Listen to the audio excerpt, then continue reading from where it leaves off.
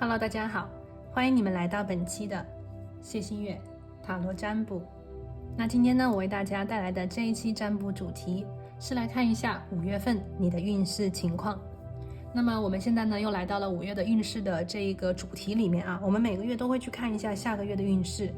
那么从上个月开始呢，我们就开始加入了一个连接好运的一个环节。也就是说，在5月的运势当中呢，首先我会帮大家找到这个好运在哪里，能够帮你去加持好运的能量或者是小物有什么。然后呢，我们会结合之前我们一直会看的预测下个月你的整体能量情况的流动，然后呢你的运势走向。所以呢，很高兴我们今天又来到了这个环节。好，那今天的占卜呢，还是和往期一样。我呢也提前的收集了你们的能量还有信息，然后呢把它们分别放在了你面前的这3个不同的牌组里面。我们呢从左往右分别是第一组、第二组，然后呢是第3组。从左往右分别是第一组、第2组，然后呢是第3组。好，我们现在呢近距离的来感觉一下，感受一下每一张牌卡的能量首先呢，第一组牌的朋友们来看一下，这个呢是个竹子这个是盆景盆景里面这个竹子。OK， 这第一副牌的朋友你们的能量。好，然后呢第2副牌的朋友，我们今天是一个佛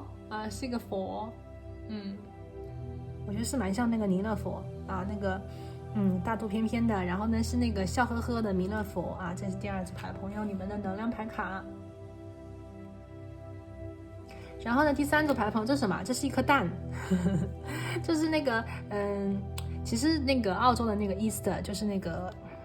复活节吧，也是有那个彩蛋嘛，但是我们这里的那个蛋上面画的是风水画，这是一个蛋放在这个小木头托上面就是一颗蛋。好，这是第3副牌的朋友你们的能量牌卡。好的，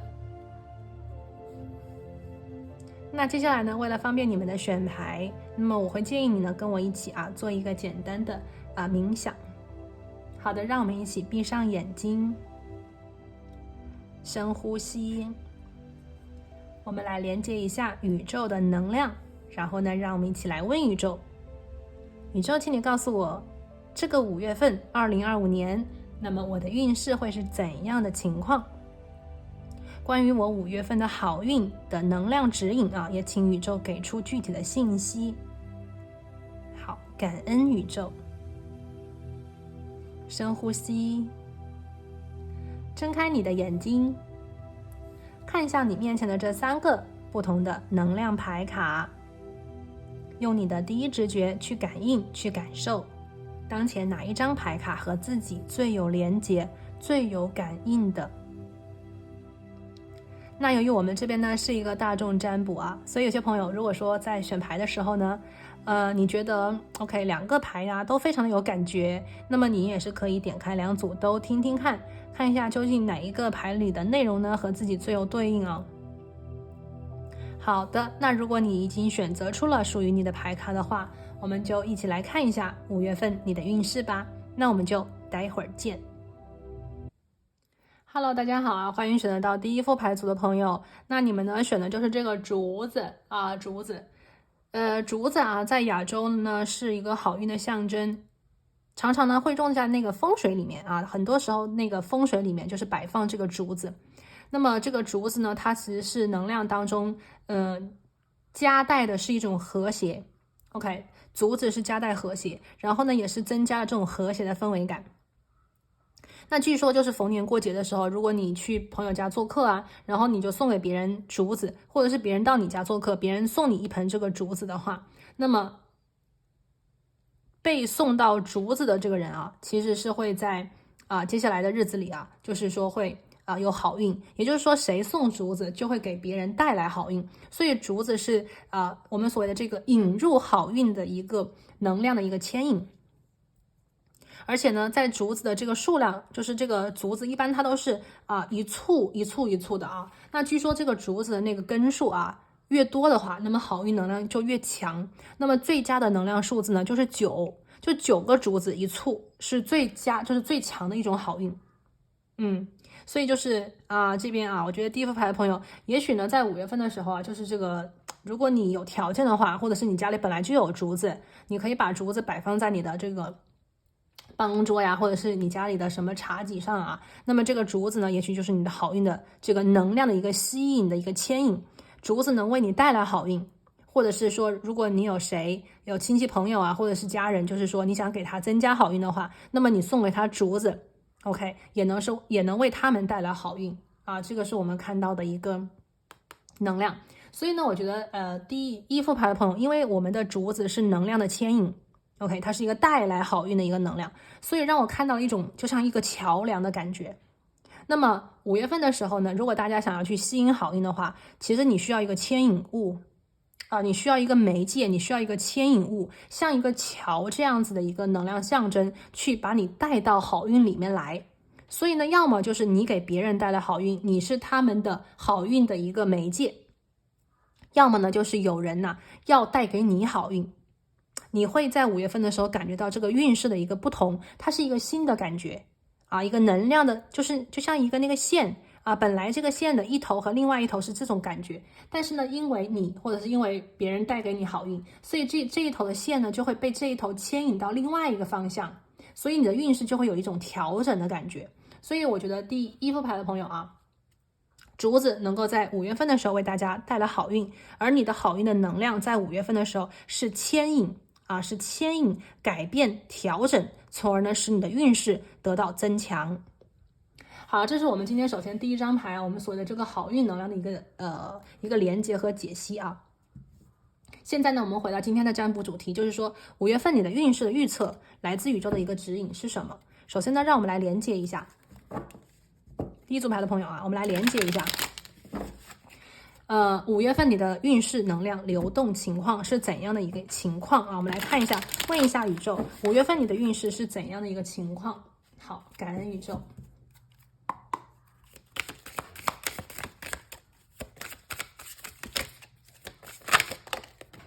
好，首先我们的第一张牌是 Empress 女帝，然后有一个宝剑一，好，然后我们的第二张牌呢是这是什么？死神的逆位，好的。然后我们来看第三张牌，权杖皇后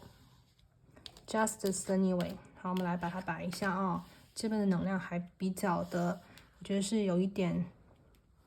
很多层次没有那么简单。第一组牌的朋友，我们来看一下你5月份的一个能量运势的流动情况是什么样子的。然后我们来看最后一张牌，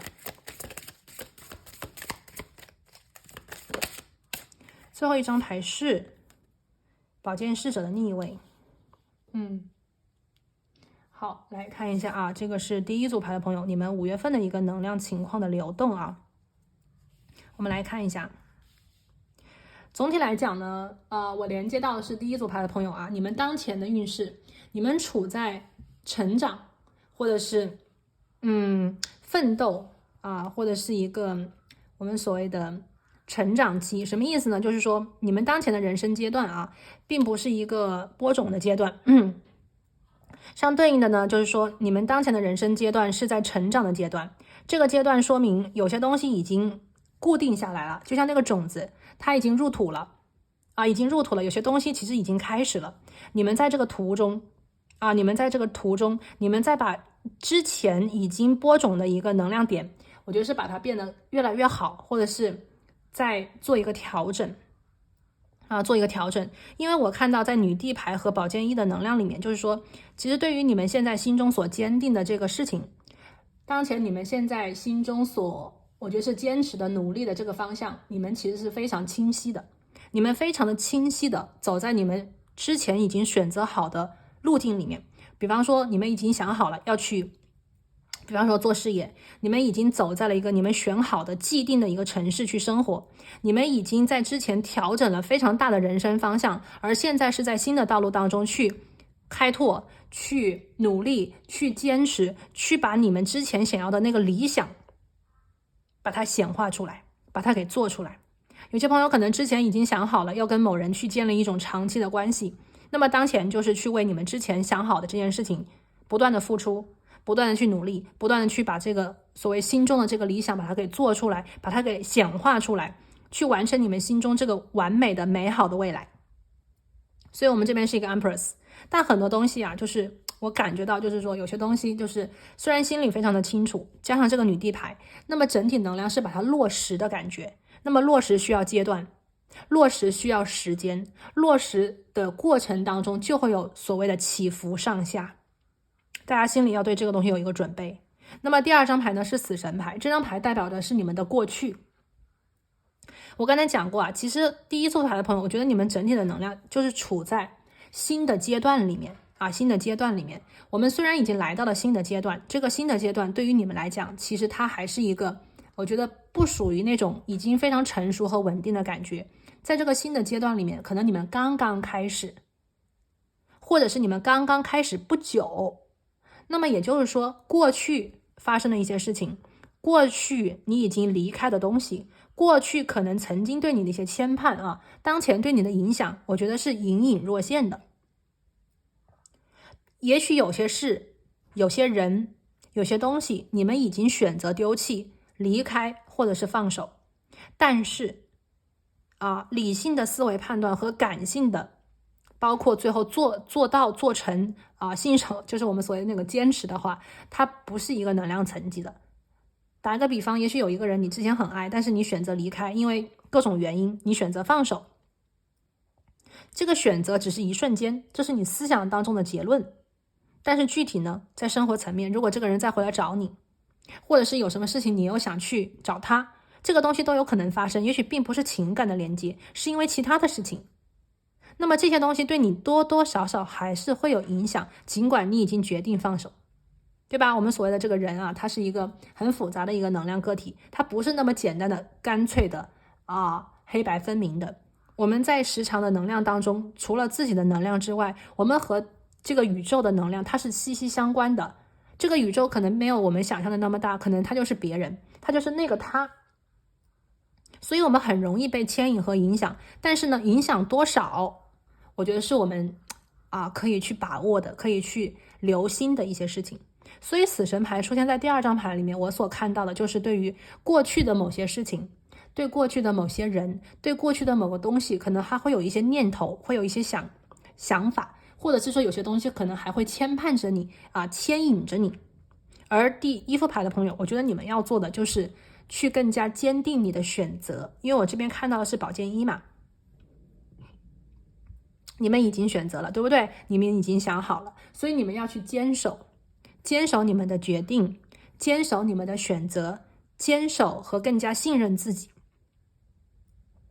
我们再往下看啊，那么在5月份的时候还有些什么样子的能量呢？首先我看到的是这个权杖皇后，然后有 Justice 逆位的，这里的能量让我看到的是什么呢？就是有两种情况。第一种情况呢，就是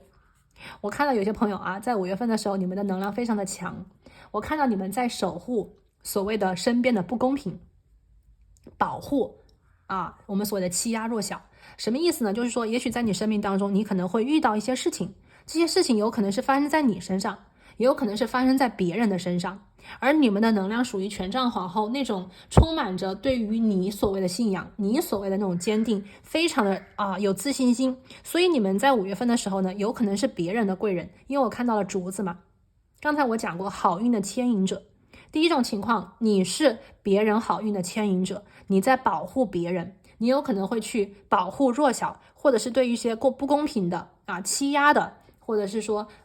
你觉得看不惯的事情，也许你会成为这个守护者，你会去保护他，你会去保护他们。 OK， 这个能量无形的，我觉得对你的一个所谓的直接的来讲的话，肯定就是你保护了别人，别人肯定会很感谢你，而且他们会很爱你。第二个呢，就是当你在做这种守护所谓的什么精神啊，守护你的信仰啊，守护你的这个价值观的同时，你会更加的肯定你自己的能量，你会更加的认同你自己的选择，以及你所坚信的那些对的事。这个能量它是一个流转的，看起来好像是你把好运牵引给别人，其实最后还是会回到你这里。第二种情况呢，是在5月份的时候，第一副牌的朋友，你会遇到一个非常强势的一个很有热情的人。这个人呢会走入你的生活里这个人的年龄应该是比较成熟的，或者是说他的个性当中有很成熟的一面。这个人成熟并且稳重，而且非常的有保护欲。如果在5月份的时候，你的生活当中遇到了什么样子的事情的话，其实这个人很有可能就会出现在你的身边，保护你，呵护你，或者是说对如果有任何的不公平的事情的话，我觉得他们会是一种站在你这一边所以我看到其实而且特别的，我觉得是一个女性形象的人是更加有可能性的。我们这边有一个女帝牌，有一个皇后虽然也有可能这个是男性，那这个男性能量可能更像母亲一样，他是有那种很保护很滋养你的感觉。又或者是说这个人就是一个女性，她就是一个成熟的女性，她就是会在5月份的时候帮你一把，让你更加顺利的过关，或者是他成为你好运的牵引者，让你的运势，让你的这个生活一下子从我刚才讲那根线 A 点跟 B 点，他把你牵引到另外一个模式，牵引到另外一个能量磁场里，你做出了一些调整，那么你接下来的运势就会变得更好。 OK， 这个是皇后然后我们的最后一张牌呢是宝剑侍者的一个逆位宝剑侍者一个逆位。这张牌呢我觉得会是一个比较像是指引的能量这张牌让我看到是第一种情况，就是在5月份的时候还是会怎么讲呢，我觉得这个建议是让大家说话的时候要谨慎小心，对于沟通的事情要小心谨慎，不能够乱说话，然后呢说话的时候最好是三思而后行。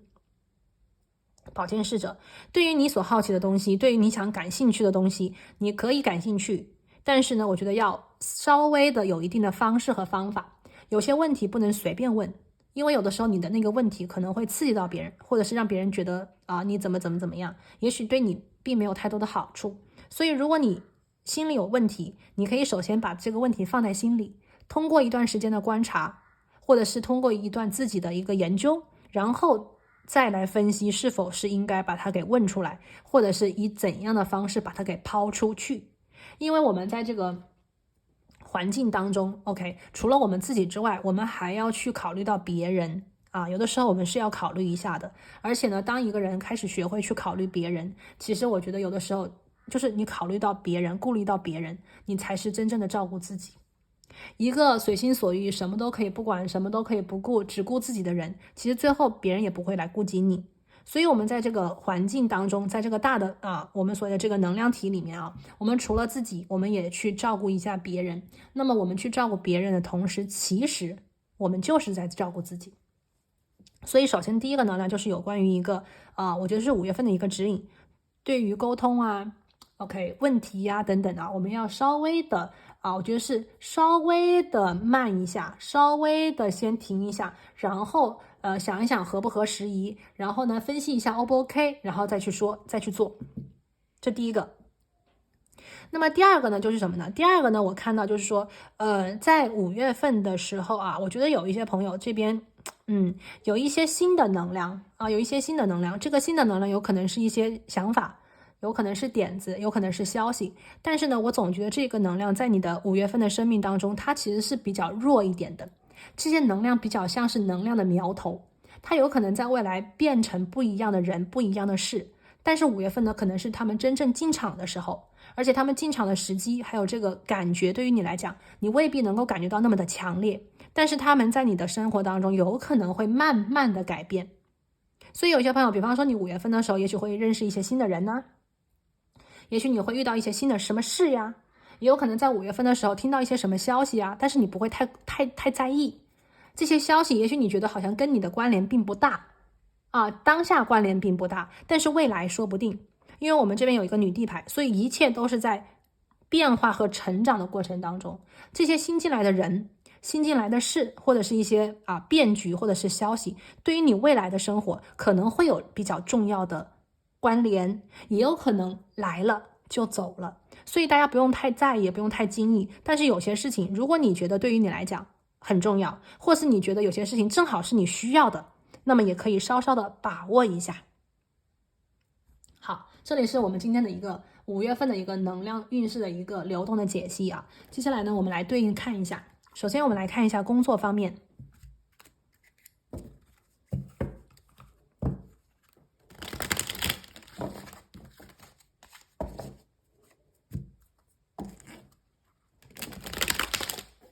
好，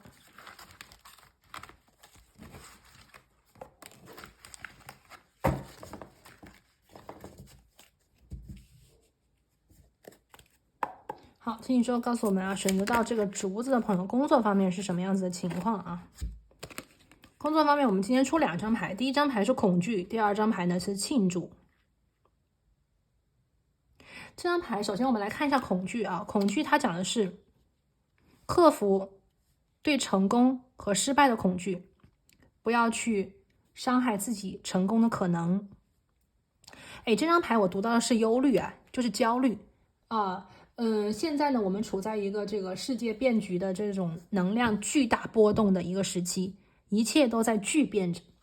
今天和明天有可能发生天翻地覆的改变，也许对你有剧烈的影响，直接的，也有可能对你没有直接的影响，但是却能够让你在这个能量的波动当中有强烈的感应。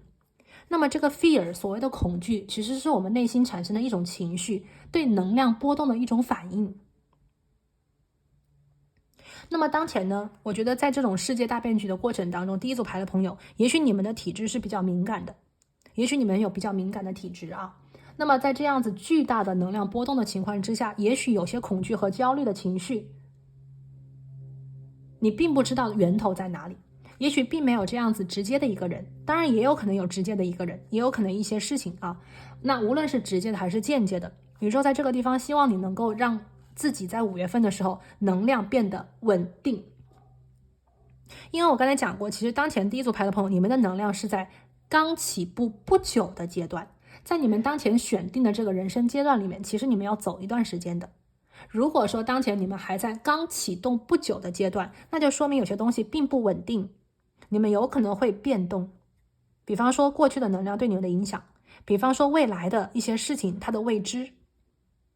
但如果是这样的能量波动当中，我刚才讲过能量的牵引，无论是外界来帮你牵引，还是你自己帮自己做一个调整，你需要在5月份的时候让自己的能量变得稳定。当你焦虑，当你恐惧的时候，请你对自己善良就是说对自己友善一点，对自己说一些好的话语，不要让这个小我这个恐惧的能量无限的蔓延和扩张。如果真的有焦虑和恐惧的情况，请你去问自己，这个焦虑和恐惧究竟源头在哪里？为何焦虑？为何恐惧？不断的去问自己3个为什么，找到这个能量的源头。也许你会发现能量的源头里面什么都没有，这个所谓的焦虑和恐惧是一个无形的东西，那么你就把它打破它，让自己的能量稳定住，稳固住。那如果说在这3个为什么里面，你找到了这个焦虑和恐惧的源头，那么你就想办法如何跟它做一个和解，或者是怎么样才能让自己逃脱、斩断这个枷锁。因为我看到是什么呢？第一副牌的朋友，其实你们的能量，所谓牵引的改变就是调整，略调整，并不是大刀拓斧的去切断它，只是略的牵引和调整，你们就将获得所谓的好运。这个好运是能够让你们开心的，值得你们庆祝的。而且我相信很多第一组牌的朋友在工作当中，你们应该是有能力也有这个资源去把这件事情做好做完或者我们调一个方向，先做完再做好。因为我能够看到你们的能量当中是有这种完成的能量的。有很多事情你再坚持一下，你稳定住，你坚持一下，你就能够翻山越岭。OK， 那么当这个事情来了以后，或者是有些东西你做完了，有些朋友如果你真的能做完的话，有些恐惧属于这种成功之后的焦虑大家有没有听过成功之后的焦虑症？那么如果有些事情你做完了，你不知道接下来该怎么办的话，那么宇宙在这个地方就是说5月份的时候呢，这种很好的春季或者是南半球很好的这种的秋季是我们这边那么这个北半球呢是春季这个好的季节，出去走走吧，让自己放空一下。放空之后，你的潜意识会有一些东西告诉你，这些东西也许是你埋藏已久的东西，这些东西也许能够让你很开心适当的、适时的让自己在工作之余去放空、放松，你能够看到更多，你能够去我们所谓的预见更多。这个预见是提前看见能够预见更多。那么这些也许就是你心里希望得到的东西这边是我们看到的焦虑和庆祝同时存在好。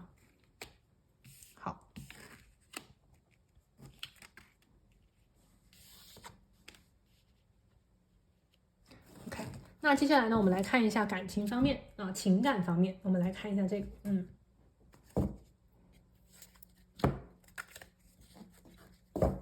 好，金宇宙给我们指引。选到第一组牌的朋友我们来看一下情感方面、感情方面我们来看一下，有感情对象的朋友，还有单身的朋友，我们都来看一下会有什么样子的信息感恩宇宙。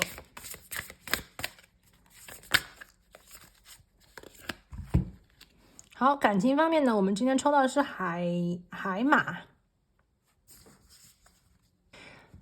情感方面，感情方面这边是观察和等待，观察和等待。 OK，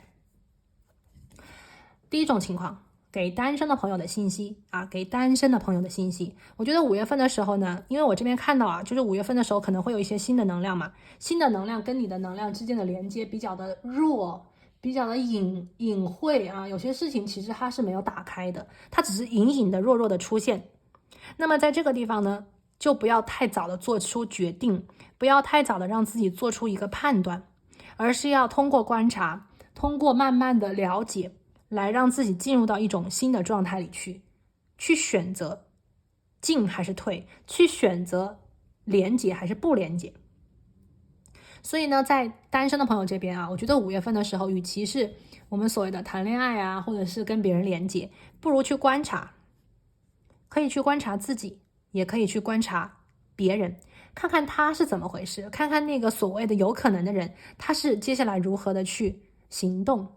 他说了些什么话，他是什么样子的意图，那你又是怎么想的？就是万事我觉得是慢慢来。虽然5月份的时候我是觉得单身的朋友有一些桃花的这种苗头但是我觉得这个桃花能量比较弱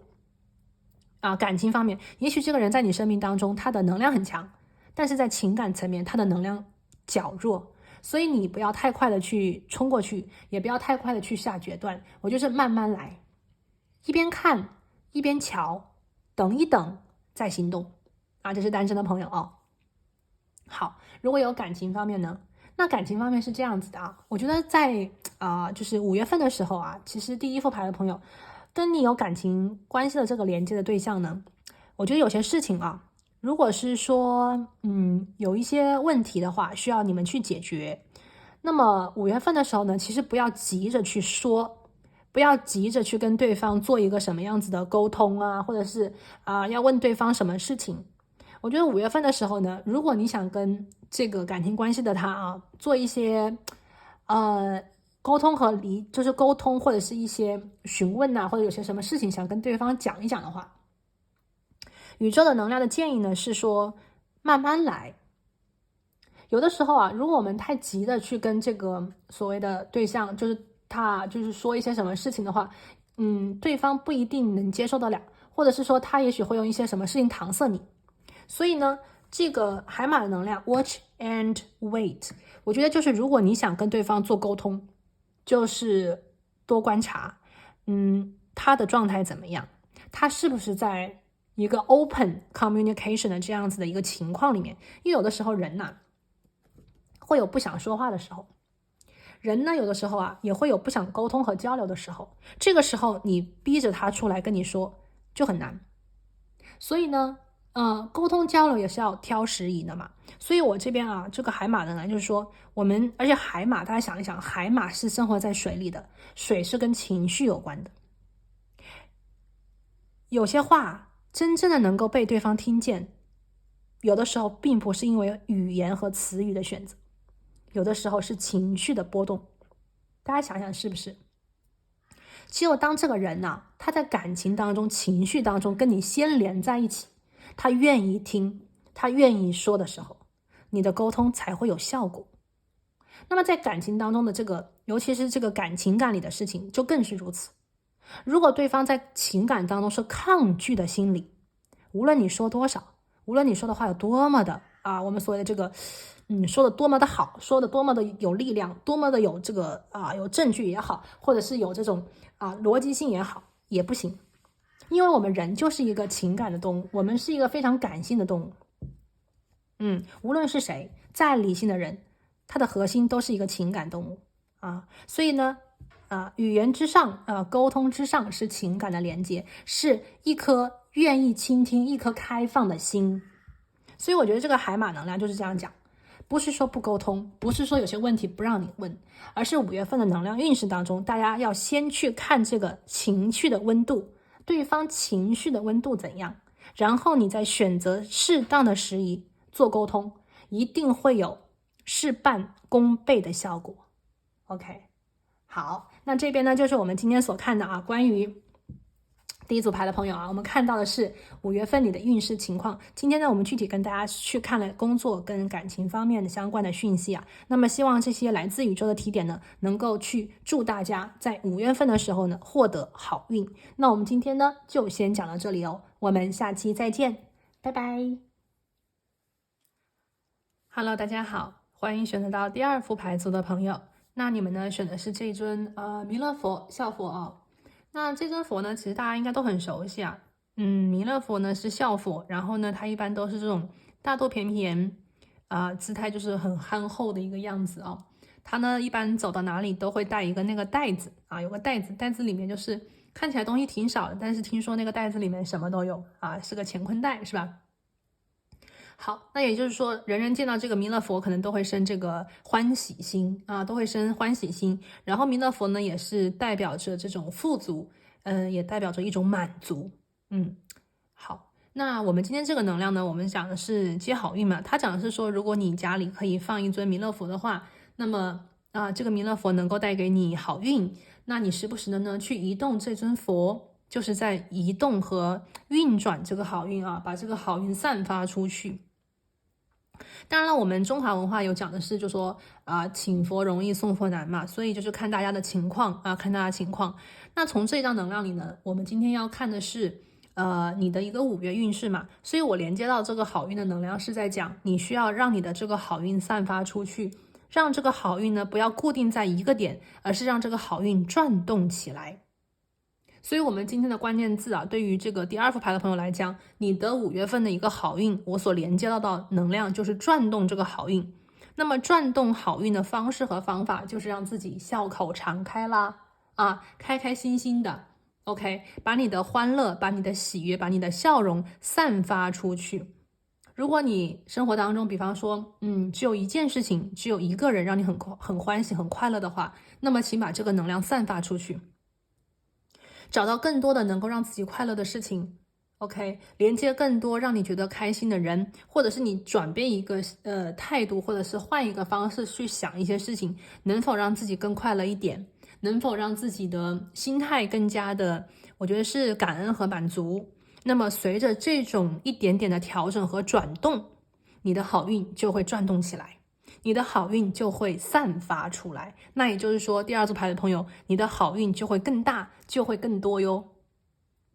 好，这个是我们今天的这个弥勒佛的一个能量我们今天首先就是每个月给大家看一下好运的能量，然后接下来呢，我们就来一起通过塔罗牌来连接一下整个第2副牌的朋友，选择到这个弥勒佛的朋友5月份你能量运势的一个流转情况，我们来看一下来自宇宙的指引，感恩。好，请宇宙给我们指引，选择到弥勒佛的朋友，5月份你的运势究竟是怎样的？这个能量的运转情况又是如何？新宇宙给我们指引啊。好，我们的第一张牌出现了，大皇帝的一个逆位 ，Emperor 啊，逆位的 Emperor。好，第二张牌是圣杯一，而且我这边还有一张牌是隐士牌，继续。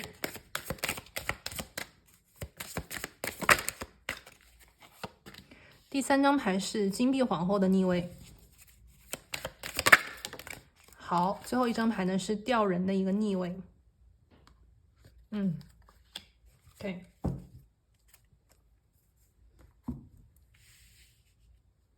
我们来看一下第二组牌的朋友，你5月份的一个能量啊。我们来看一下你的运势情况是怎样的。5月份你的能量的流转啊，我们来看一下是什么样子情况。好，我们这边啊，大皇帝的逆位，圣杯一的正位，隐士牌的正位，金币皇后的一个逆位，然后呢是吊人的逆位。整体来讲，其实我看到一个整体的能量的展现啊，就是在说，其实第二组牌的朋友5月份的一个生活里的重点吧，我觉得跟显化的东西关系不大。就有的时候我们是使劲的去显化，我们走土运嘛，但有的时候就是感觉这个土能量的能量好像并不是一个重点。也许去显化之前，我们首先要寻找或者是调平我们的心态。我们所谓的显化魔法师里面最重要的那个意志力，也就是我们心里所想。OK， 我们的思考心里面的能量和想法里的东西，这种所谓看不见摸不着的东西，首先才是重点，它是我们调频的关键。而所谓的显化是我们内部调整好之后看到的一个结果。所以如果你要是想调这个结果，我们就要调它的来源，调它的起因。那么整体来讲呢，第二副牌的朋友，我看到的是在5月份的运势当中，我觉得有关于结果和显化的东西可以暂时放一下。如果说在你生命当中你有什么样子的想法，比方说想做成什么事情呢，想完成什么目标啊，如果当前遇到了瓶颈，或者是当前有一点好像没有那么大的原动力了啊，有的时候我们在做事情的时候就做到一定的阶段，就觉得好像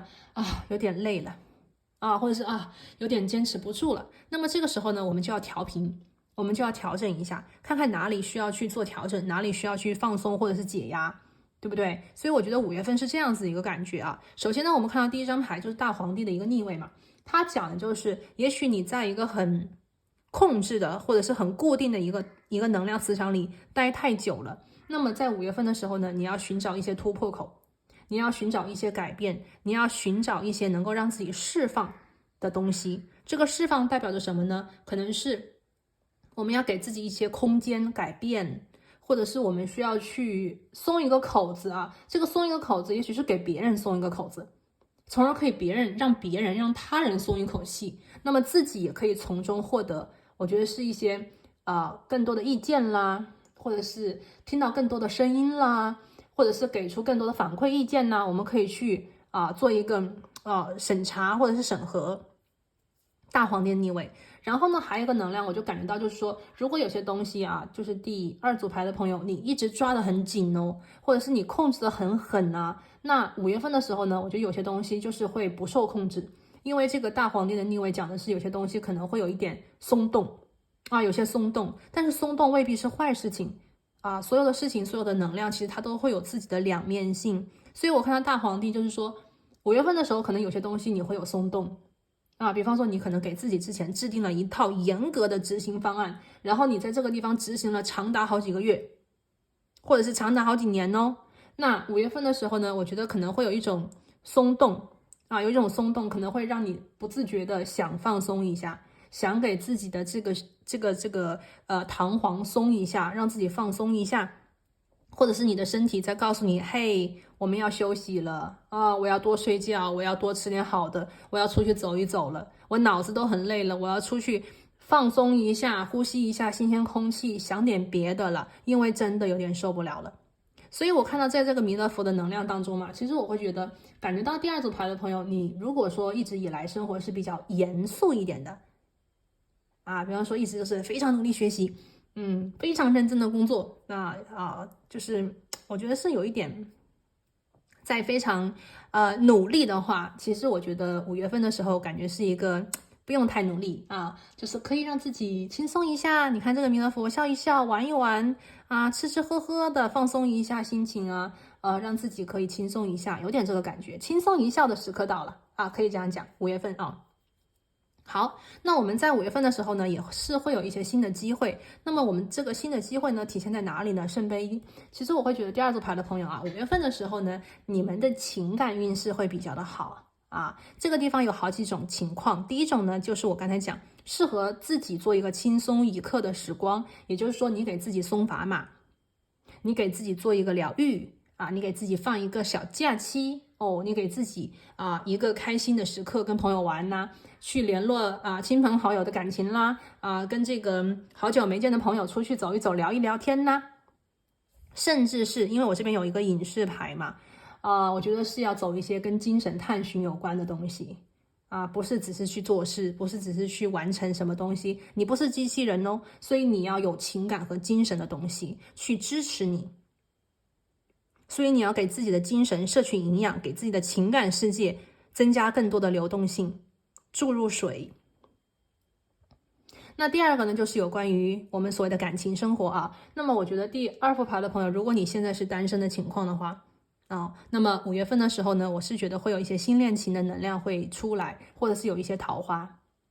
那如果说你是有情感关系或者是有情感对象的话，那5月份的时候呢，你跟你的这一位感情对象的话，在感情的层面可能会有新的进展。这个新的进展有可能是和好如初，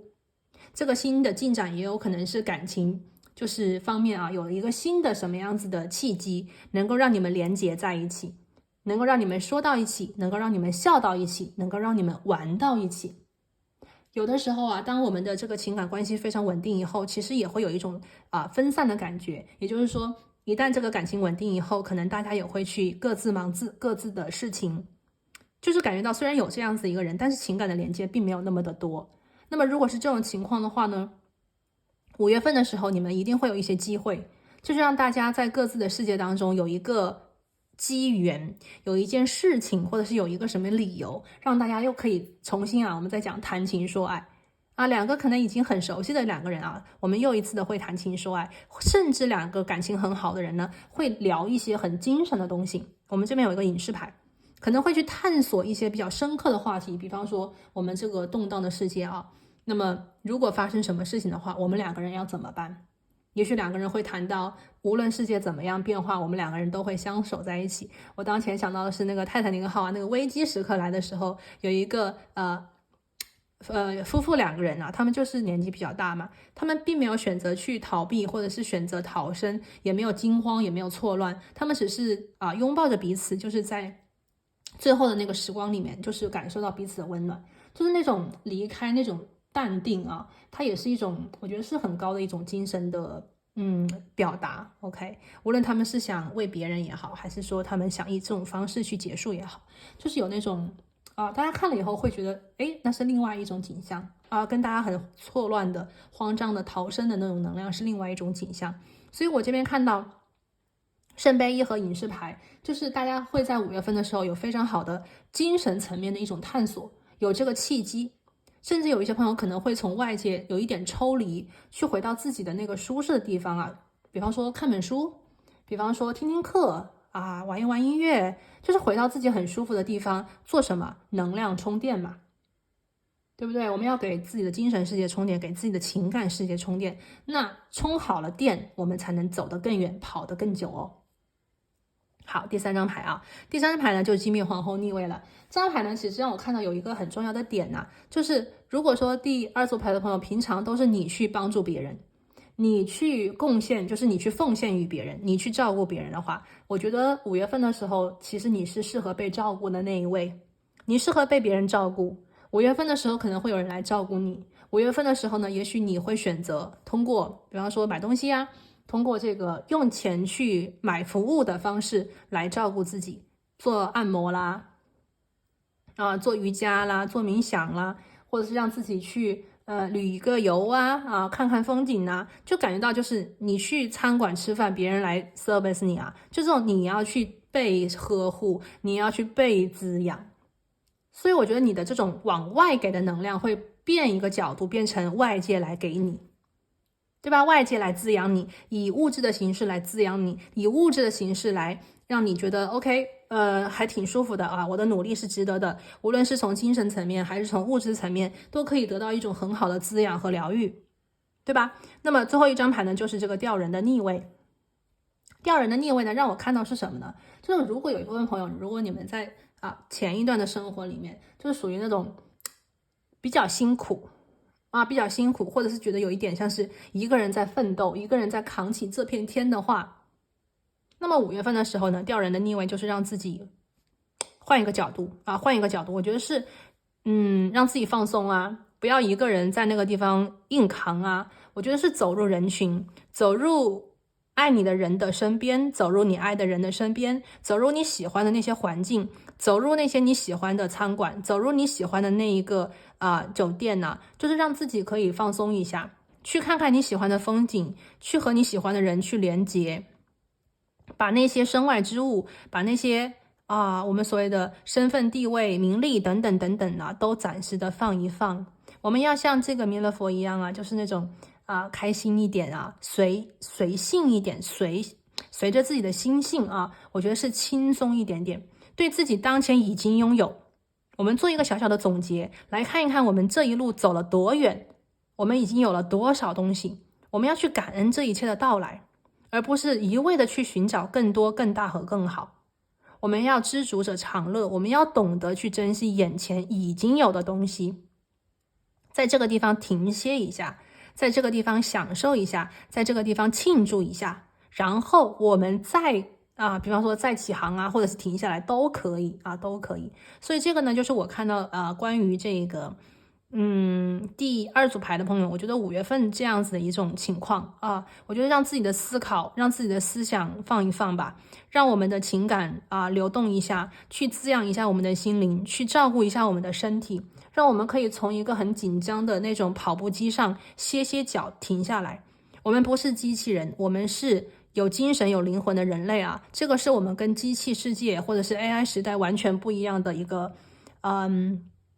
很重要的一个点。 OK， 如何才是一个有灵魂的人，如何才叫一个有灵性的人，我们是一个有机的生命体，和机器不同的点究竟在于哪里？大家可以去思考一下，也许这个突破口能够让你们的很多紧张和压力得以释怀。你们是独特的，你们是不可取代的存在。好，这个呢是我们今天看到的一个塔罗牌的一个能量那接下来呢，我们就来对应一下。首先我们来看一下跟工作有关的方面宇宙有什么样子的信息和指引给到你。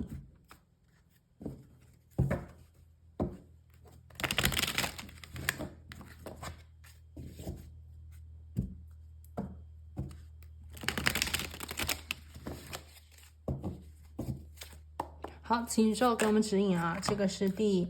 2组牌的朋友在工作方面有什么样子的指引呢？哎呀，我刚才讲的就是这种能量嘛，我就觉得第2组牌的朋友其实5月份对于你们来讲其实很好的月份你们要去，我觉得是欣然接受这一份礼物我们在工作方面都抽到的是娱乐entertainer OK 娱乐这个呢我听到有几点首先就是我真的觉得有些朋友在5月份的时候可能会在工作方面给自己放一个小假，听个演唱会，听个音乐会，或者是你去表演一下什么节目，或者是你去参加一个什么活动就是让自己放松心情也许在工作当中如果你没有假期的话，我觉得它是以 social 为主的，就工作方面嘛，有一部分可能就是做自己的这个事情，提高自己的技能能力等等，但还有一部分的工作可能是与他人之间的关系工作当中就是有些东西可能没有办法是说是一个人一个人怎么样，就算是搞科研的朋友你也知道也是有团队的，你也需要跟世界前沿的一些东西，哪怕是跨国的东西，跨文化的东西，哪怕没有见面，可能也需要看看他们的发表的文章，看看他们的这个网络上的一个论坛因为在这个地方其实你们就已经做了一个思想高频的一个能量的互换了，尽管没有见面，可能就已经知道那个人是怎么回事了。所以就算在工作当中，其实我们也不太可能是完全一个人的存在，对不对？所以我们看到 entertainer 我第一个听到信息就是除了旅游让自己活动一下或者是参加活动之外，就是有关于 social 的层面跟别人做连接，听听别人在干嘛，或者是让自己走在一个舞台中央，把你现在想表达的东西说一说，聊一聊，听听别人的意见，听听别人的反馈，好的不好的没关系，我们都是平常心来对待它，用娱乐消遣的心态来对待工作，我觉得这个是5月份的一个挺有意思的地方也许你放松心情，以娱乐消遣的心态去面对你工作当中的一些事情和人的话，放下紧张的那根弦，能够让你的工作更顺利，能够让你的人气更高，能够让你的运势更好。所以你看我们这边来看一下今天它的指引能量put yourself out there, bring out the best in you so you can get noticed。 这张牌就是说工作方面我们就是把自己放在那个OK 被检验被看到的地方，而不是把自己缩起来藏起来。我们要得到别人的关注，然后呢去听听看他们怎么说你去娱乐一下别人，你去消遣一下别人这种感觉然后第二个呢，他说是你的职业方面就是这个呢都当然是给一些可能是在求职的方面的朋友想转职方面的朋友他说你在工作方面其实可以考虑一下，在这个影视、娱乐、剧院、舞蹈、音乐跟娱乐相关的这种领域去尝试一下这个突破的机会，也许在那里有你的契机，有你的机缘，无论你是做什么工作，无论你想做什么工作，对吧？那么第三个就是说当前如果有一点困惑的朋友，就是想赚钱的朋友宇宙给你的提点是说，你有没有什么技能或者是一种什么才艺方面的东西能不能把它变成钱？与其去做一些很工业化的东西，或者是很科技化的东西，就是很理工的方面，因为这边娱乐是文嘛，能不能把一些你的天分才艺方面的东西变成钱？需要你在5月份的时候工作方面就是大胆一点，尝新一点。他说的是 think out of the box 能够大胆一点，创意一点的东西，而不是循规蹈矩。那么这样子的方式能够为你的事业，能够为你的工作带来，我觉得是绝佳的运势，是那种惊喜的感觉我们呢在讲彩蛋彩蛋这个是工作当中的彩蛋彩蛋期到了，所以我觉得工作方面我们今天的好运和平常我们在讲的努力工作、提高技能等等是稍稍有点不一样的不一样的感觉。这个是 entertainer。 好，我们看完工作，看感情，我们看一下感情来，我觉得感情会是重点更多的感情情感方面的事情。我们来看一下第二组牌的朋友，你5月的运势是怎样的感恩宇宙。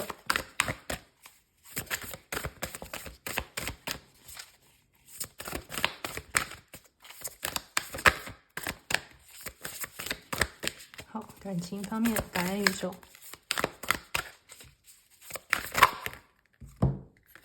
好，水塔，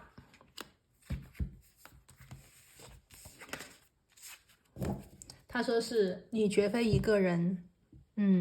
感情方面you are never alone， 你从来都不是一个人。好，这张牌呢其实就是给我的感觉有些情感关系的东西是让我们觉得孤独的东西，让我们觉得好像一个人的时候有的时候可能是别人，但有的时候是我们自己。也许我们因为一些事情把自己孤立起来，也许是因为什么样子的恐惧我觉得绝缘了想来爱我们的人，想来跟我们亲近，想来靠近我们的人。而这种抵抗的情绪和心理才是真正让我们觉得孤独的源头之一。 You are never alone 水塔，它讲的是共同的建造共同的建造。我们想要去建立一个家，我们想要建立一个圈子，首先我们得成为其中的一员，我们要能够去愿意参与，我们要能够愿意去做点什么。就好比讲，如果你想得到爱的话，你首先需要去爱，爱是动词而不是一个状态，更不是一个名词。至少在这个能量磁场里面，我们要知道爱是多方位的。那么在42号牌这个水塔的精神，水塔的能量里面我觉得在情感的生活当中，第二组牌的朋友，如果你是单身的话，那么首先你要打开自己的心，你要愿意去尝试，你要愿意去爱一个人，你也要愿意去让他爱你才可以是不是？我们今天呢这个有一些星座能量也给大家参考一下，有白羊座和处女座白羊座和处女座也许是大家在这个5月份可能会遇到的一些这个相关的性格或者是星座的人啊。那么第二个呢就是什么呢？就是如果你在一段感情关系当中的话，有些时候我们会时常讲，有一个人会让我们更寂寞。为什么？因为我们可能觉得明明你该理解我啊，明明你该懂我啊，为什么你就是不懂呢？你让我爱得很辛苦，你让我爱了一个寂寞，是不是？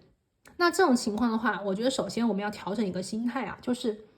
这个人究竟我们最先开始选他是为什么啊？我觉得很多事情我们要往前看，有的时候需要往回头看的啊。如果你们之前很好，如果你们之前很亲密，如果你们之前爱得很深的话，是为什么？是什么让你们变成了今天的样子？我们不要一味的去感叹和抱怨，我们要真正的去想。也许在最先开始你们连接的时候，你更加的轻松，你爱的更加的可能没有负担，也许你爱的更加的随性。而当前呢，可能增加了这份爱更多的重量，更多的土元素、世俗的东西对未来的东西都是包袱。我们要丢掉这个包袱，或者是暂时丢弃一下。我们要能够真正的从情感当中，从精神层面去连接这份爱，去连接那个他。水塔 You are never alone。 也许这个人他也期待，他也在等你很久了。也许在这段关系当中，你们两个人都离那个核心的连接都离得太远了。那么5月份的时候是修复关系的好时光，大家要回来，回到这个温馨的这个心心里面这个爱心里面，我们要回到这个爱里面。我们要学会爱一个人，我们要学会爱他，我们要给出自己的爱。然后呢，如果对方以什么方式来爱我们的话，也许这个方式不是我们理想的方式，也许这个方式不是我们期待的方式，但是如果这是爱的话，我们也要去学会接受。因为两个人呢，不可能是完全一样的，所以我觉得是学会理解包容。我们去理解包容别人的时候，我们的世界就会变大，你的心就会变大，你收获的东西也会更多。我觉得这也是在弥勒佛的这种能量磁场当中去帮助大家吸引丰盛 abundance。 这个 abundance 首先要有一个我觉得是富足的心。你看这个弥勒佛大肚子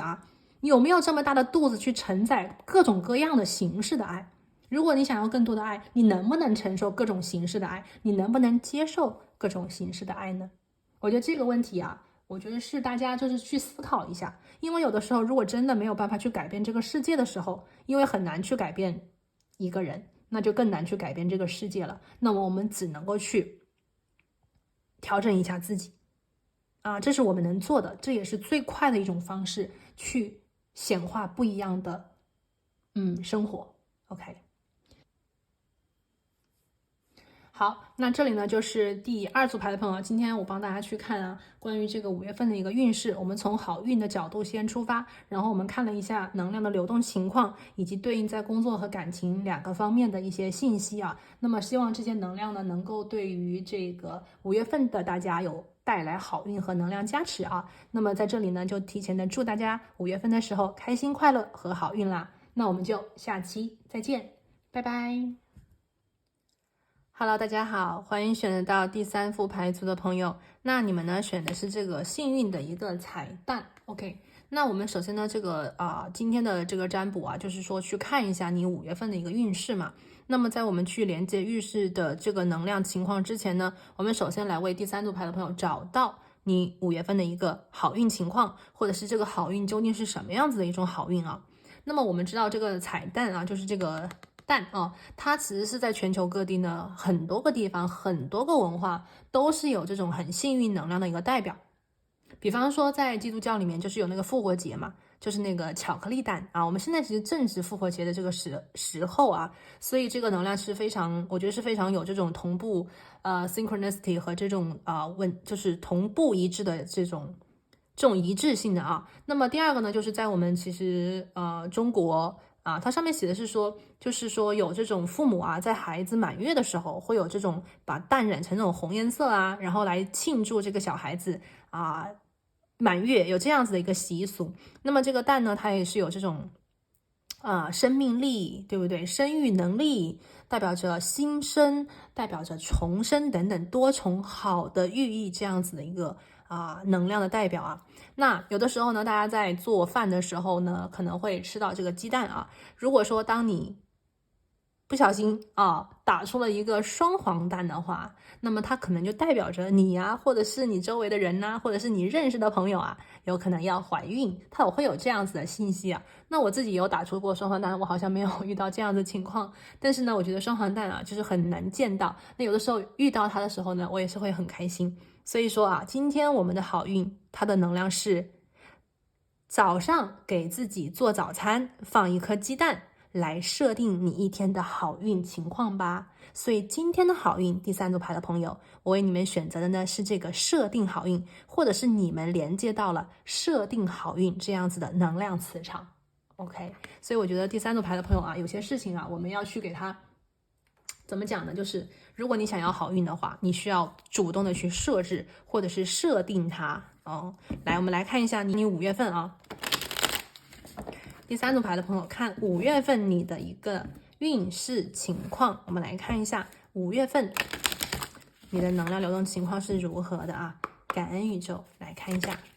哇，今天牌出的很快耶！第1张牌呢是圣杯国王的逆位，第2张牌是宝剑皇后的正位。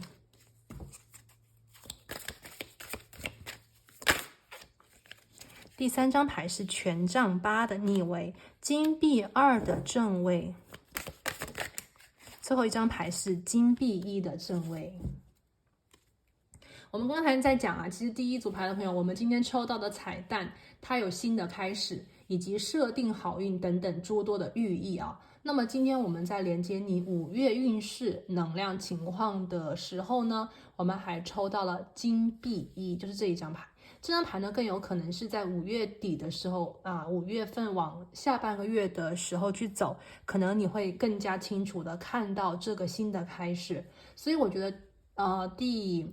3组牌的朋友吧，就是5月份你们的运势的一个重点就是去显化这个新的开始。这个新的开始非常的接地气，非常的实际啊。它有可能是一个新的工作，它有可能是一个新的项目，也有可能是一个新的什么技能，也有可能你报了一个新的什么班，非常非常实在的一个东西。那我们往前倒推，我们来看一下整个5月份你的运势是从哪里到哪里。5月份的时候呢，刚开始我们有一张牌，就是这个圣杯国王的一个逆位啊，感觉到有些朋友对于怎么讲呢，这样子的一个能量情况显化出来，有一些朋友呢可能会感觉到自己情绪比较的波动，有一点控制不了自己的情绪的漩涡。那么还有一些朋友呢，可能会在这个地方，另外一种显化是说，把自己的情感压抑或者是一种控制，而用更加理性、更加实际的眼光去分析和看待你当前生活的际遇。可能有一些朋友啊，在当前的这个生活当中，处在一个变动的时期有些东西可能会让你觉得非常的不安全呐，或者让你觉得有一点焦虑啊，或者是你想跟着这个时代去做一些调整和改变，从而可以使自己的目标和自己当前的这个所走的路吧更加的对齐，或者是能够让自己通过这样子的一个变动的局势，使自己的生活能够更加接近自己理想的方式。OK， 所以我们在这个地方，这个彩蛋就给我的感觉是一种新生有些朋友是重生，也许你们已经经历过一次很大的变化你们也知道，有的时候这个变化其实是非常有必要的，因为只有通过改变，我们才能够去无限的去接近我们理想生活的样子。那如果是一成不变的话，可能这个生活就会觉得没有味道，或者是没有那种劲没有那种滋味了。那么只有通过改变，只有通过自己的一种改变，我们才能够迎接新的人、新的事以及新的机遇和可能，对吧？所以我这边就感觉到，就是第3组牌的朋友，有一些朋友呢，我觉得他的这种重生是一种第2次的改变，也可以我们去套用我们平常常用的字眼，比方说重生，再一次的去产生新的东西，或者是第2次的去蜕变。如果你曾经有过一次成功的蜕变，为何不能再一次的成功蜕变，让自己再一次的华丽转身，变成别人不可预测的、不可预判的那个更加美好的自己？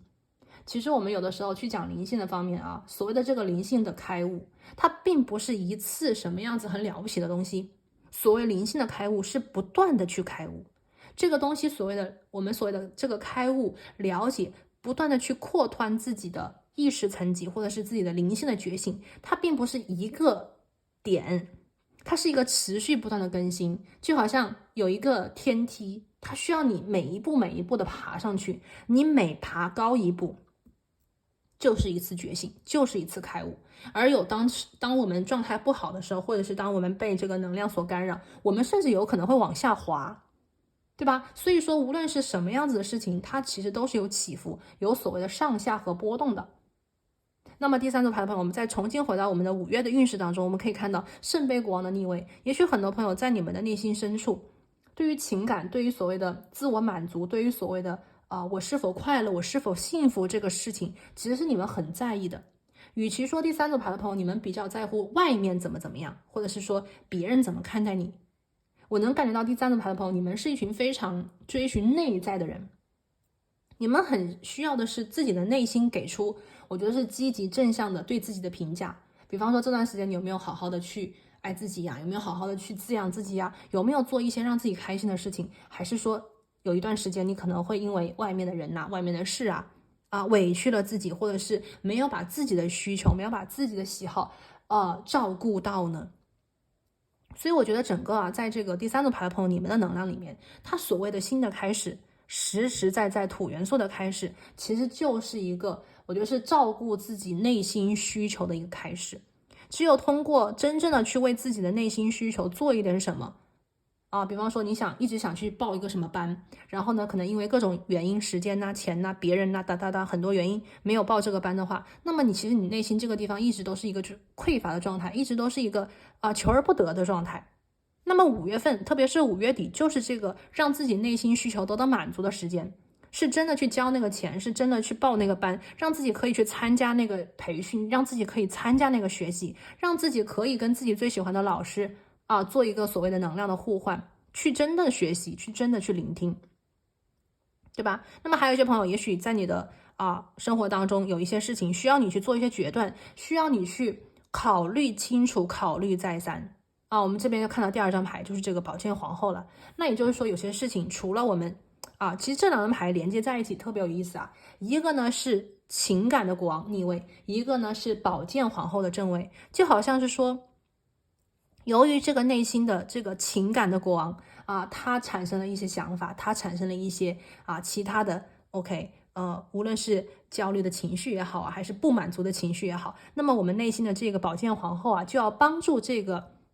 水元素的国王去平定一些事情。如何才能让我们的情绪更加稳定？如何才能让我们我们所谓内心的这个喜悦，内心得到更多的满足呢？那么宝剑皇后就需要去审时度度，她就需要去理性的分析 OK， 那我当前的这个不快乐的源泉在哪里？是什么东西让我不快乐？是什么东西让我觉得得不到满足？是什么东西让我焦虑了？还是说是什么样子的人和什么样子的关系呢？那么宝剑皇后就是去分析你当前自己的一个生活状态，并且在这个地方做出决断去理性的看清楚这个生活里的事实，这个生活里的情况，好的坏的一个很理智的角度去看待。那么这个时候我们看到在这个5月份下旬了以后，我们可以看到第一个是权杖8的逆位，然后第二个呢是金币2的一个正位。权杖8的逆位讲的是什么呢？就是生活不能够乱出拳。当我们的情绪如果有一点不稳定，或者是当我们觉得有些事情让我们焦虑的时候，可能我们会比方说尝试各种东西或者是不知道该往哪边走或者有的时候就是会很乱，生活比较的 messy， 很乱。OK， 甚至有的时候这个情绪也不稳定那么有的时候外界给出的反馈呢可能也不好，就会让我们更乱呢。有的时候会有一点这种情况，但是呢权杖8的逆位就是在讲我们不能图快，有些东西不能够是一个 quick fix， 就是不能很快的去解决，有些事情呢不可能一下子就没有那么我们需要怎么办呢？我们就需要去慢慢的来。这个慢慢来呢也不是说乱打一气，乱打一通或者是说抱怨这个抱怨那个都不行，这些方法都不好。那么我们真正该怎么样去解决呢？我们下面有一张牌就是金币2，它讲的是2点很重要的信息。第一点，我们不要把生活看得太严肃，我们不要把生活看得太严肃。我们看起来有的时候总是在讲啊，我们生命很短暂呐，我们要珍惜当下呀，我们一定要珍惜时间呐，我们要把什么事情做好啊，我们要完成什么目标啊，这个是我们平常可能会听见的一些声音啊。但是，生命的意义究竟是什么？由谁而定？大家可以去想一想，生命真的有什么特别的意义吗？也许它没有，也许我们生命的意义只是去活着而已。只是用一种我们想要去选择的方式活着而已。那么生命当中，我们所谓的这个不要太认真是什么意思呢？也许有的时候我们需要去给自己放松，也许没什么事情是大不了的。有一句话怎么讲？无论谁不在我们的地球啊，无论这个人有多么的伟大，多么的重要，多么的牛逼，就是无论他在还是不在，大家想一想，这个地球是不是还是会明天继续转动，明天的太阳还会出来呢？所以没有谁是绝对的重要的。那么从这一点来看的话，也许生命本身，生活本身也没有那么的非怎么样不可。所以金币2的能量就是在告诉我们，当我们把生命和生活太过于严肃，太过于认真的时候，我们需要用一种不那么认真，不那么我们所谓的 serious， 就是那种轻松玩乐开个玩笑，一个幽默这样子的心态来看待我们的生活。这是我们第一个金币2的能量，来平衡我觉得当前这2个，一个国王一个皇后这么强这么重的一个能量，这么严肃的一个感觉，这么成熟的一个感觉，我们能不能让自己轻松一下，让自己变回那个小孩呢？变成那个淘气的小孩呢？淘气一下下淘气一点点。那么第2个金币2还有一层能量，它讲的是什么呢？就是当我们要做决定的时候，当我们处在一个变动期的时候，又或者是当你在重生的这种我觉得是就是像那种怎么讲呢，它叫 threshold， 就是那种边界临界的地方我们还没有真正的走向新的开始，新的开始在这里，我们还没有离开过去的旧的东西，我们处在临界状态。这个时候我们既不在前面也不在过去，我们在临界的状态。那么这个时候金币2它在告诉我们，5月份的时候呢，也许我们可以去用一种既可以去把过去的能量不再一次的去想，再一次的去回味，也可以去展望未来。也就是说，我们既然在这个边界中间的地方你可以把它理解成，它既什么都不是，它又可以成为什么都是这就是临界的状态，其实特别有意思临界的状态是我们既不在过去也不在将来，但是临界的状态同时也是我们既在过去我们也在将来。所以金币2这张牌呢，我看到是什么就是说第3副牌的朋友，无论你是想在5月份显化新的开始，还是想重生，还是想巨变，还是说想要自己蜕变或者怎么样，那么金币2第一个就是不用太认真，第2个呢，我觉得是可以让自己有多个选择。有的时候我们需要集中注意力，但有的时候我们可以多条腿走路这边让我想到了双子座的能量我们可以同时成为2个人我们本来身体里就住着2个自己，一个呢是很积极的自己，你可以这样理解，一个是很积极的一面，一个是很悲观的一面，一个呢是很阳光的一面，一个是很悲观的一面，一个是很成熟的一面，一个是小孩子的一面，这都是我们，其实都是一样的，都是我们自己，我们每个人都有很多不同的层面我们有的时候心情好的时候可能就是最好的一面，我们心情不好的时候可能就是我们内心当中最糟糕的那一面被显化出来。所以我觉得看到这个金币2第3组牌的朋友，其实5月份的时候，我觉得你的运势当中其实它是给了你很多机缘，很多机会，很多选项的。我们刚才讲这个鸡蛋的时候还有什么双黄蛋吧，是不是？我觉得有的东西就是好事成双，或者是让自己多条腿走路，或者是可以尝试 A 也可以尝试 B， 不让自己太快的做选择。那么这个选择要等什么时候做呢？你看整个来讲，其实5月份就是让你做选择，让你做决定，但是这个选择和决定不是让你空想，而是宇宙会给你机会让你这个旅游鞋也穿一穿，皮鞋也穿一穿，是真的穿进去，并且走2步路，然后发现旅游鞋更适合你还是皮鞋更适合你。那么每一个朋友啊，在第三组牌的朋友这边，每一个朋友在5月份所遇到的人生选择，所遇到的这个新的开始或者是重生的主题都不一样，所以你们要让自己去主动的去尝试2条路，尝试2个选项，尝试2个方面，让自己真的在里面感觉一下，让自己品尝一下。你看土元素，如果你想选择，比方说有2个公司你都很喜欢，然后你要选择一个公司给你的这个 offer， 那么你可以跟2个公司的人事部门的人打交道，你可以到2个公司的那个办公的地方去走一走，去看一看，也许你会发现你的选择在哪里，你就能够做出心中的那一个让你觉得 OK 的决定。 OK， 这个就是我们看到的这个信息啊。所以你看我们这边权杖皇后其实会先出来，你知道要做决定，但是怎么做决定呢？是不急不冲动的，不是到处乱走的，而是让自己我觉得是静下来，2个方面或者是2个不同的方向，我们都让自己尝试一下，不要把生活呢弄得那么的严肃，那么的认真。那到了5月底，自然而然你就知道你的重点在哪里，你的方向在哪里，你的选择在哪里，你的决定最终是什么。这个就是我看到这个第3张牌的朋友5月份的一个能量信息了。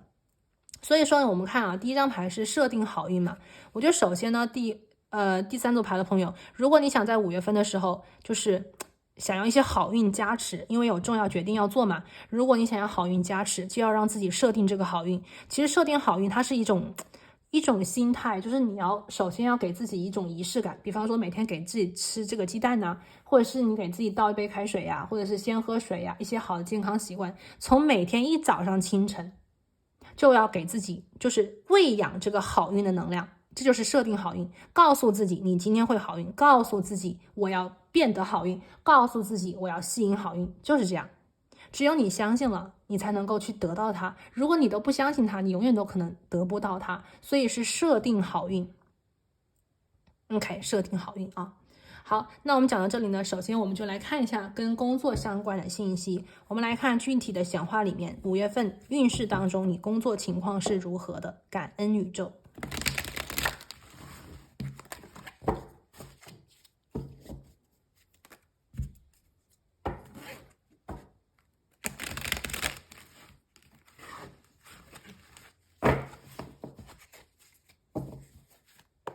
好，请宇宙给我们指引，选了第3组牌的朋友5月份你的工作运势是如何的？请宇宙给我们指引。好 ，Money Manager， 我们这里是金钱的管理者。这边我听到的一个信息呢，是有关于资源分配有关于投资，有关于理财，有关于这个做一些计算因为这边我感觉到有些朋友好像你们在经济方面在做一个整合。我不知道你们是要投资呢，还是要开公司呢，还是说想要去重新规划接下来的人生呢？因为有金币1嘛，所以感觉你们在算可能你们在算你的存款有多少，算你的这个借贷有多少，房贷有多少，车贷有没有，或者是再算一算你的这段时间你的投资分红比例情况，黄金有没有涨价，或者是什么东西它值得还是不值得，也许你们在做一个整合，资源整合。那么我们这边的 Money Manager 我觉得是在工作方面我们今天是谈工作，但我觉得这个工作更多的是连接到了你的金钱、你的资产、你的资本是这样子的一个管理情况那么还有一些朋友呢，在这边我看到就是说可能是跟会计有关，也许你5月份的时候要去见会计，因为会计是管钱的嘛，也许你要去见会计，也许你自己在5月份的时候有一个身份就是会计，为自己做账，或者是为你的公司要做账了，你要去整合一些东西，要去看清楚它的这段时间的表现是如何的，或者是你要做清算，因为清算出来的结果，你需要这个结果来做新的开始，新的调整。 OK， 这个是我看到这个能量，所以说我觉得如果这个第3组牌的朋友你们确实有很重大的决定要做的话，那金钱也许是这个决定的一个辅助，也就是说这个金钱要支持你的这个决定。就好比说你接下来想换一个城市生活，你接下来想去出国留学，你接下来想去申请博士学位，那么可能这些东西钱的事情 OK， 它会是你决定的一个关键因素和组成部分。那么5月份的时候，你们需要去看这个事情。第二个，我们来看一下跟工作相关的啊，他说的是，好事啊，他说的是在你的事业当中，或者是在你的这个钱财，就是你的这个 finance， 就是你的这个你的财产状况啊。那么在5月份的时候，可能会有一个大的飞跃。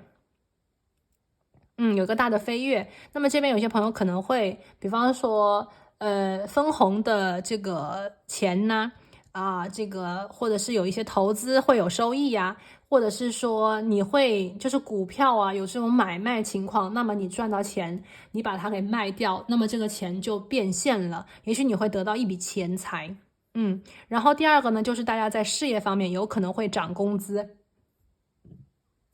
金币一。涨工资，或者是你得到了新的工作机会。那新的工作机会呢，它有一个很大的优点啊，就是说它的工资比你之前的工资要高工资要高，所以你的钱就得到飞跃了嘛。这个是我看到第一个啊。那么第二个，我们来看一下，他说的是，如果你是在求职，你想转职的话，那么你可以考虑跟金钱管理相关的工作，还有银行、会计金融等等。那也许第三组牌的朋友，如果你是学生的话，或者是你在转职，你在这个找工作这个期间呢，那也许金融方面呢，刚才我讲的钱呢，银行会计等等也许是你可以去收获好运的这个领域。OK，好，我们来看一下第三个他说的是你可以去期待一个很快乐的结果。那也就是说，在钱财方面，在金钱方面，5月份真的是有好消息恭喜第三组牌的朋友，可能在钱方面在财务方面5月份的时候，你们会有好消息。那么在我们现在这个经济的环境之下呢，就是感觉到有些人就是很不开心我们在讲几家欢喜几家愁，有些人呢可能在金钱上有损失，但是呢有些人就会在金钱和财富上有增值有变多，所以这个东西就是运势都是在不断的流转的今天是你家，明天是他家，后天是我家，所以大家也要去明白这个道理。有的时候也许我们会有金钱不是很如意的时候，但是你要相信风水轮流转，那么当你不是很得意的时候呢，你就去想办法，你就去调整，那么总有一天好运会转到你的面前，好运呢会流向你的家里这个就是 money manager。 好，我们接下来呢看一下跟感情有关的相关的宇宙的讯息，5月份的运势里大家5月份的感情运又是怎样的呢？我们来听一下来自宇宙的指引。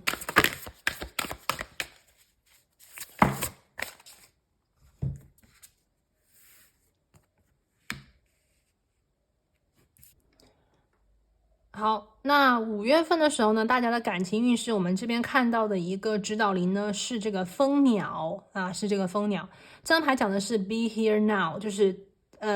现在就在这个地方。它的能量其实我们理解一下，就是这个蜂鸟它不是在这个吃花蜜嘛？蜂鸟它飞得很快，它的翅膀就是那种就是一直在抖动嘛，所以它会给人有的时候感觉是停在那里。大家有的时候有没有见到那种很小的鸟，它就是像停在那里，其实它没有停在那里，它是一直在飞，但是它飞的那个频率很高，所以就给人感觉是停在那里，就有点像我们那个螺旋桨直升机，对不对？所以呢，它的能量在讲的是 be here now， 我们现在就在这里在当下，我们是处在当下，活在当下，享受当下。这张牌给我的能量的感觉的是什么呢？就是这个蜂鸟不是在吃花蜜嘛，那花蜜是很甜的嘛，所以说也许有一部分的朋友在5月份的时候，感情里如果是有好的，比方说有人陪你或者是有人约你甚至是有人追你或者是你追的人他一直在给你回应那么你们就要去珍惜这个时刻，珍惜这个时刻。而且呢，我感觉到这个好运的能量是在说，让你停在花蜜里，让你停在甜蜜当中一段时间。那么当你在幸福的地方，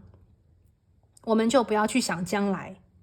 当我们处在最甜蜜的时期，我们一定不要去想将来，因为想将来的话，相当于你把能量就是提前给离开了。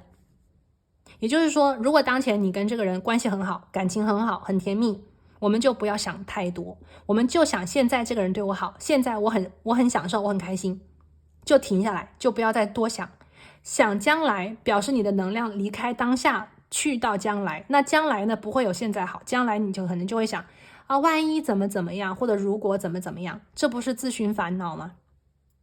同样的，我们也不要去想过去。如果有一些朋友就是在过去啊，这个过去的能量既有可能是你们曾经的误会、曾经的误解，那么现在解开了，因为我们今天有一嘛，重生和新生的能量啊，也许你们是刚和好、刚重聚，不要再想过去发生的不愉快。既然已经选择和好，我们就要好好的。